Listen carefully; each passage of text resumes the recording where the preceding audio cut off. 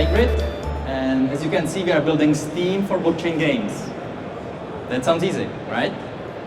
Well, we interviewed more than dozens of players and studios searching for the right angle, how to build such a difficult platform as a Steam for the blockchain games. And we realized that games today, they don't really work with data beyond their own game. And that's a shame because they have limited options to target new users, to help them with acquisition. Also, it's difficult to recognize who are bots, who are players. It's just difficult, and it's there in the data. So we decided that's our way, that's what we want to start doing. And that's really like not just gathering the data for the games, but also helping them understand the data so they can understand their players, but also activate players from different games, reward their loyal players, and just work a little bit more with the gaming itself. We start with blockchain data that's easily accessible, it's public, and we don't need anything to get this data.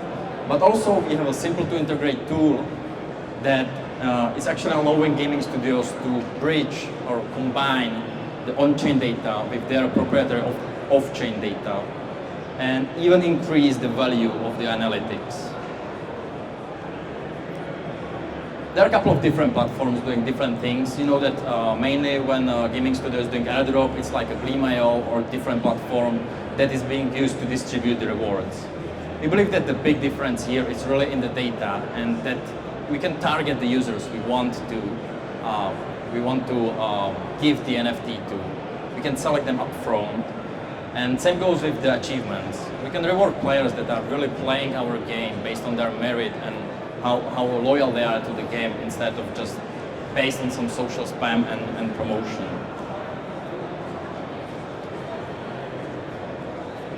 This is our network effect, or how we work with the whole user acquisition. We are partnering with gaming studios, doing some events for their community and for our community, combining together, where the more studios we get, the more airdrops, the more rewards we can get for the players. That brings more players to the platform, and again bringing more data and more value to the studios, so it's a full loop.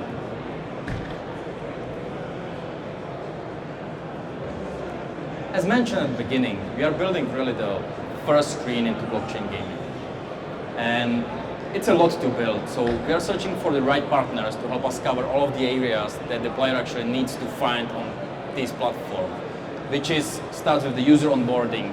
You can't really have Web 2 players playing Web 3 games unless they can really get into the game quickly. They will not do the whole KYC process, getting some MetaMask or different wallets, storing their seed phrase. It's just too complex. That's like one part of it. But then there are a couple of different areas like the tournament and the social aspect of the gaming. Then there is, of course, streaming as well in the future. And for example, renting of the assets, that's also important. We are very new. We started a couple of months ago, but we are already working with community. We have over 9,000 active players in our Discord. We have 40,000 members registered through our site, with a lot of gaming studios already working with us. And here are a couple of them. It's not really updated, but we are looking mainly for the gaming studios, but also we are working for influencers. For example, one of the esports team from Web2 with HeatGG.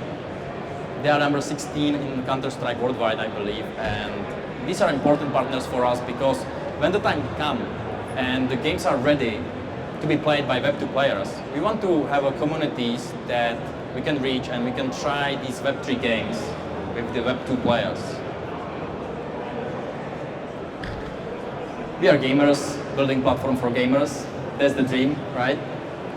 So two founders, me and Patrick, but then we have a couple of guys from actually from the community that they like the project that much that they just applied to be part of the project. And our moderators, they're just there. They're just happy to participate and be part of it. The business model and how we want to monetize it in the early phase. We definitely don't want to charge players.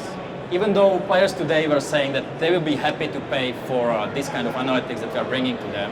But we don't think that that's really the future. We want to just have the, let's say, burden on the gaming studios And if we help them bring new active players to their games, they will pay us for it.